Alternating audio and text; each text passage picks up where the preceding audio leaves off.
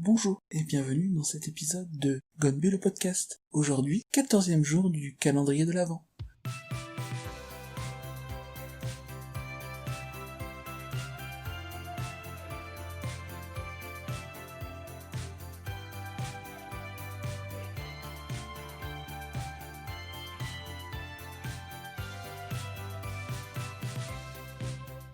Quel est le rapport entre Super Mario, nos parents qui s'engueulent après manger et la Corée du Sud?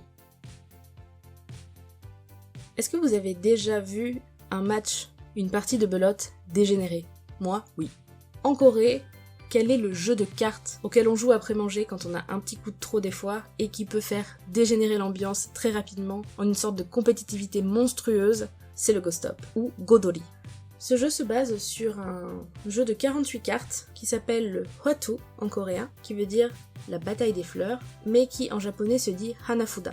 Le Hanafuda a été popularisé au Japon par la famille Yamauchi, qui n'est autre que le créateur de Nintendo.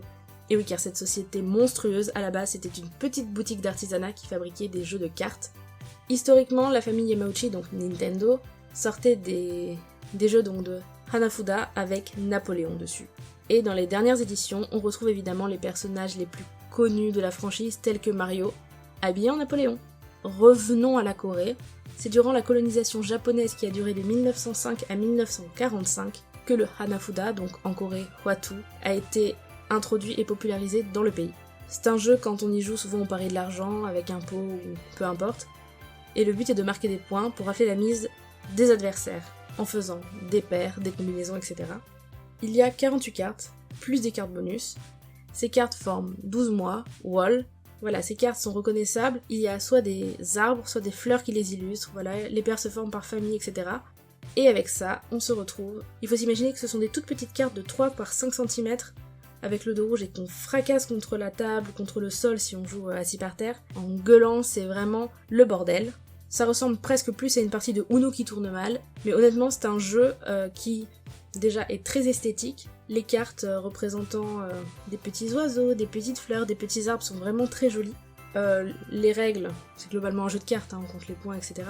Mais ça peut tellement faire passer une soirée de chill sympa, on a mangé ensemble, c'est cool, à on se sépare dans la discorde et on se claque la porte au nez. C'est incroyable. C'est, je trouve, l'équivalent le plus proche de la belote, telle qu'on la connaît ici. Voilà pour cette petite pastille, et on se retrouve demain pour un nouveau sujet de Discord, ou pas. Bonne journée!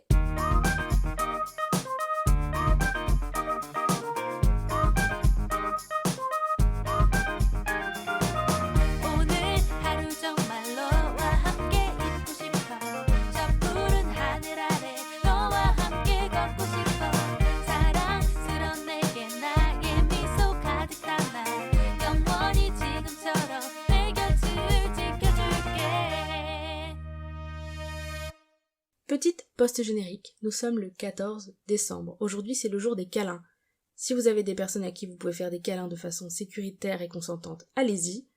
Sinon, je vous propose d'anticiper sur le mois prochain, le 14 janvier, qui est le jour où on s'échange des agendas. Parce que je sais pas pour vous, mais moi, acheter un agenda le 14 janvier, c'est-à-dire 14 jours après le début de l'année, c'est terriblement angoissant. Mais bon, peu importe. Là, nous sommes le 14 décembre.